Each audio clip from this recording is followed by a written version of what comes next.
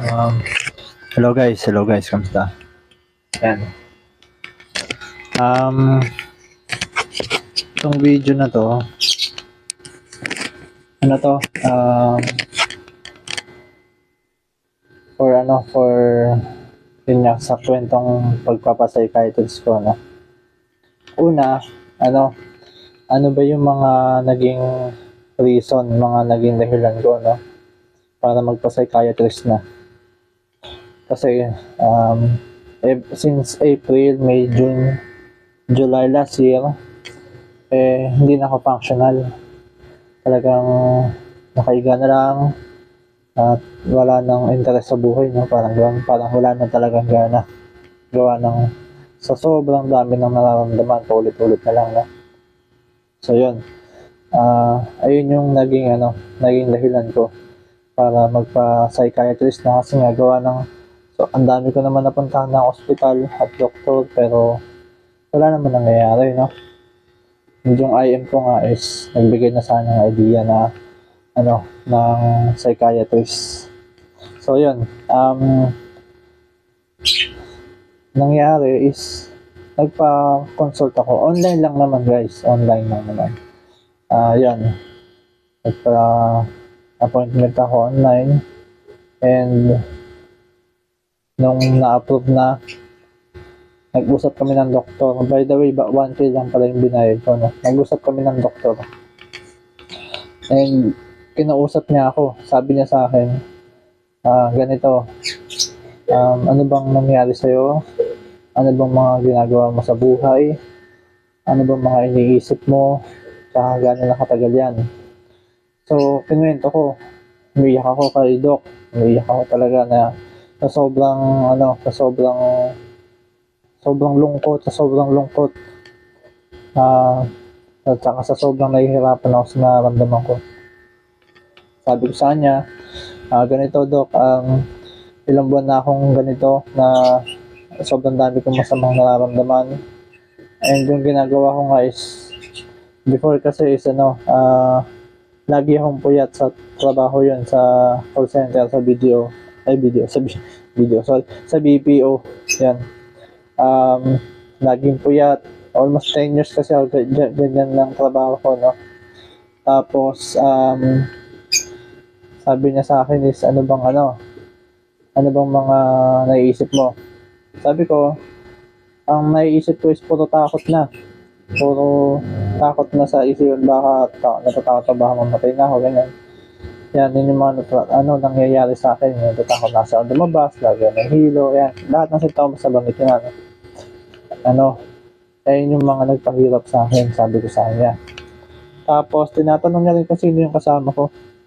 Sabi ko, wala naman, bukod sa misis ko, dalawa lang kami.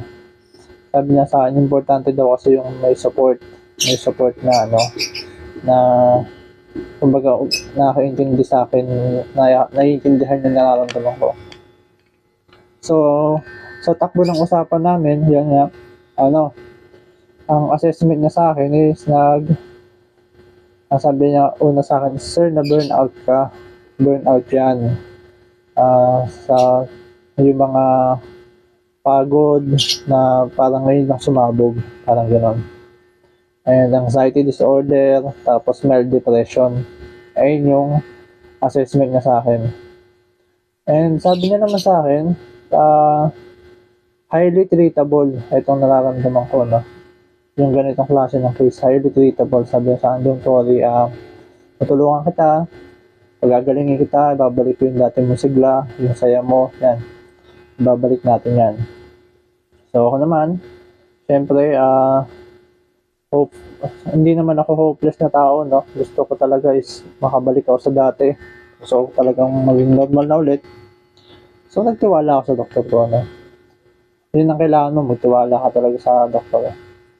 And upon sa naresetahan niya ako ng antidepressant and benzodiazepine, yung pampakalma. Sabi niya kasi sa akin, nakatulog ka ba ng maayos? Sabi ko, Dok, isa pa yan sa problema ko, Dok. Hindi ako makatulog ng maayos. Naabot ako ng madaling araw, alas 2, alas 3, gising pa ako. Sabi niya sa akin, sige, sige, aayusin natin yan kasi kailangan talaga ng, para sa recovery mo is kailangan mo rin talaga makatulog. Kailangan mong makatulog ng maayos. Yan. Yun ang sabi niya sa akin. So, yun. Nung naresetahan niya ako, online reseta, pinadala sa akin yung reseta. Hindi kasi nabibili yun guys ng walang reseta, no? Mahigpit yung mga prescription ng gamot about sa mental health. So, ayan. So, bumili ako. And that day is uminom agad ako. Nung benzodiazepine yung pampatulog. And yung epekto naman sa akin, no? Ininom ko talaga siya agad. Hindi na ako nagdalawang isip. Hindi na ako natakot sa gamot, no?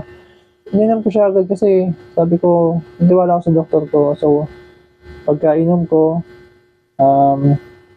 nakatulog agad ako. Ang sarap ng tulog ko. Tapos, pag kinabukasan, namin naman ako ng antidepressant. Tinahati-hati kasi ang gamot eh. Guys, depende kasi yan sa reseta sa'yo. Yung gamot na hindi pare-parehas. So talagang pagka desidido ka na magpa-psychiatrist, mayroon kang susundin na guide na sasabihin nila. Iba-iba kasi tayo ng case, no? Hindi pare-parehas. So ayun, ang mangyayari niyan, kung ano yung gamot na ireseta sa'yo at kung paano yung instruction niya, yun ang susundin mo. Sa akin, ganon. Nag-antidepressant ako every morning, yan. Bago ako kumain ng agahan, bago ako kumain ng tanghalian, iniinom ako ng antidepressant. Ano yun eh, hinahati ko sa 4 yun eh. Bali 1/4 lang each take. Tapos, tuwing gabi yung pampatulog ko naman is kalahati lang. Yan. So, sobrang bigat nga ng pakaramdam ko, no? Sobrang hirap. Lahat sabay-sabay nararamdaman ko. And nakaramdam ako ng relief after 4 days. Yung almost 3 months na yun na hindi ako makalabas, no? After 4 days lang, yun, nakalabas ako na hindi nahihilo, na parang normal. Although may mga discomfort ako nararamdaman, pero gumaan. So sabi ko, parang na-uplift yung spirit ko, no? Sabi ko, may pag-asa pa pala, no? Hindi ko pala to habang buhay mararamdaman, sabi ko naman. Tapos doon na nag-start na during medication is tinutulungan ko rin yung sarili ko na gumaling. Kagaya ng pagkain ng maayos, mga masustansya pagkain, yung pag-i-skip ng meals, iniwasan ko na, hindi ko talaga kumakain sa tamang oras. Tapos, kahit tanghali yan, natutulog ako. Nakatulog na ako dati kasi hindi. Yan. Tapos, hanggang sa unti-unting gumaan yung pakiramdam ko, no? Although hindi pa 100%, pero yun nga, nakaramdam ako ng relief talaga na hindi nakatulad dati na almost 24 hours guys. Sobrang parang pagising mo pa lang masama na yung pakiramdam mo and hinihintay mo na lang gumabi ulit. Ganun yung routine na naging ganun yung cycle ko. Tapos payo ko sa mga gusto magpa-psychiatrist is planuhin nyo and mararamdaman nyo kasi sa sarili nyo yan kung kailangan nyo na ba talaga. Number 1, kung isipin mo, functional pa ba ako? Hindi nakakapagtrabaho pa ba ako? Nagagawa ka pa ba yung gusto ko? Yan, pag hindi na, baka kailangan na talaga magpa-psychiatrist. Tapos, isipin mo yung mga dati mong ginagawa, parang nawalan ka ng interest kasi focus ka na lang sa nararamdaman mo Yan. Yan? Mga one of signs na yan na kailangan mo na ng tulong ng professional.